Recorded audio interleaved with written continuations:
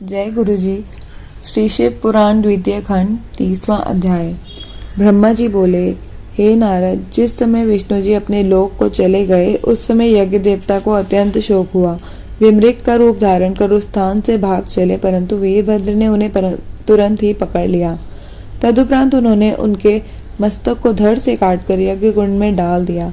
फिर वीरभद्र अत्यंत क्रुद्ध हो बारंबार गरजते हुए यज्ञ मंडप के समीप पहुंचे।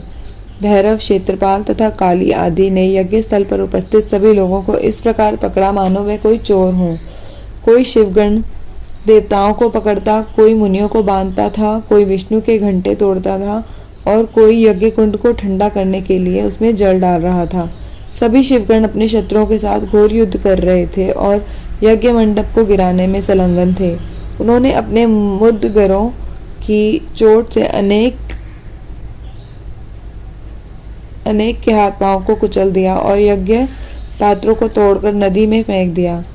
किसी ने देवताओं के शरीर को काटा, किसी ने ऋषि मुनियों को दुख दिया, किसी ने यज्ञ कुंड को खोद डाला और किसी ने सभा स्थल, अंतःपुर तथा विहार स्थल को जड़ से खोदकर नष्ट कर दिया। हे नारद, इसके उपरांत वीरभद्र ने दक्ष को पकड़ लिया, नंदी ने सूर्य देवता को बंदी बनाया, मणिमान ने भृगु ऋषि को पकड़ा और चंडी ने पूषा को बांध लिया। इसी प्रकार अन्य देवताओं को भी उन्होंने बंदी बना लिया। जो देवता कहीं जाकर छिप गए थे उन सबको भी वे ढूंढ कर ले आए। मणिमान ने अत्यंत क्रोध में भर कर भृगु मुनि की मूछें उखाड़ ली और उन्हें नगर में घुमाकर सब लोगों को भयभीत कर दिया।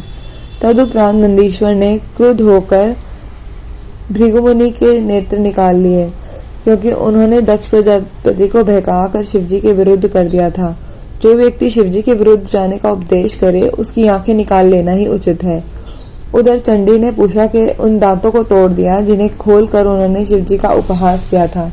हे नारद, इसके पश्चात वीरभद्र ने अत्यंत क्रोध में भरकर दक्ष प्रजापति को पृथ्वी पर पटक दिया और उसकी छाती पर पांव रखकर उसका सिर काट डालने की इच्छा की, परंतु उनके हथियारों का प्रयोग करने पर भी वे ना तो दक्ष का मस्तक ही काट सके और ना कोई उसको कष्ट पहुंचा सके। यह दशा देखकर वीरभद्र ने शिवजी का ध्यान किया और वह उस ध्यान अवस्था में उसने उनसे आज्ञा प्राप्त की कि दक्ष के सिर को जोर से मरोड़कर तोड़ डाले। वीरभद्र ने ऐसा ही आचरण किया। तदुपरांत उस कटे हुए मस्तक को यज्ञ कुंड में डालकर जला दिया।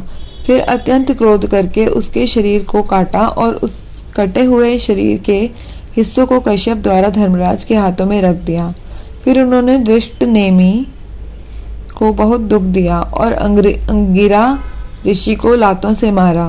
फिर जिस प्रकार उन्होंने शांतनु को मारा था उसी प्रकार अन्य ऋषि मुनियों को भी मार डाला। फिर कश्यप की पत्नी की नाक को उन्होंने अपने नखों से काट डाला, जिसके कारण देवताओं की माता अदिति उस अंग को ही खो बैठी। इस प्रकार जिसके लिए जैसा उचित था वैसा दंड दे दिया।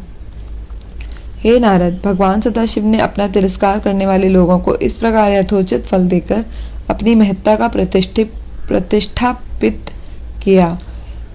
शिवजी के बिना जो देवता यज्ञ में अपना भाग लेना चाहते थे वे सब या तो मारे गए या घायल हुए। इस प्रकार दक्ष का यज्ञ संपूर्ण रूप से नष्ट हो गया। हे पुत्र, शिवजी से शत्रुता रखने वाले को इसी प्रकार का दुख भोगना पड़ता है। सहस्त्रों उपाय करने पर भी जब तक शिवजी का पूजन नहीं किया जाता तब तक किसी को मुक्ति प्राप्त नहीं होती।